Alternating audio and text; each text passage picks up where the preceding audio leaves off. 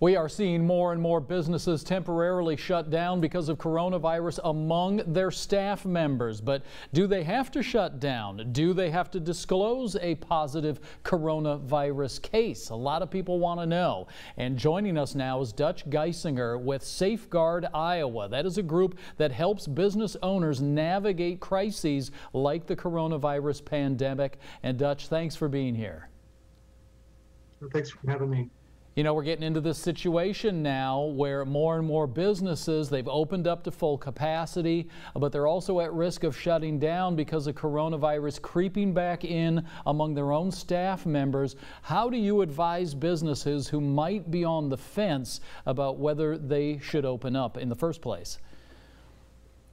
You know, I'm really pretty proud of our business owners because they're proceeding with some caution, as they should. It's a really difficult choice to make, especially when you look at our smaller businesses, where if you lose 1 or 2 employees, you lose 25% of your workforce, and that's a really hard thing to cope with. We've really been advising them to pay attention to what the CDC and Iowa Department of Public Health are advising our business owners, that social distancing piece. If you think that you can open safely, absolutely, but if you can maintain that workforce working from home and doing those things effectively that they can do from home or a remote location, really there's no rush to get back. What kind of stories are you hearing from some of the businesses that you work with about the specific challenges that they're facing in trying to operate under this new normal?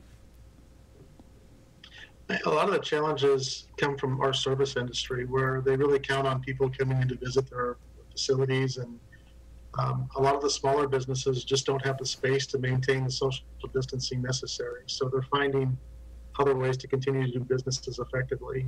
Restaurants come to mind, just a lot of the smaller diners and places like that that are out there. If you try to maintain 6 feet between tables, it really limits your customer base. But they found other ways, creative ways to do things, of opening outside dining areas and trying to be effective again and maintain that distance that's so effective in stopping the spread of the virus. Okay. And real quickly before we go, Dutch, we get this question from viewers all the time. Can employers require their workers to be tested for COVID-19 before they come back?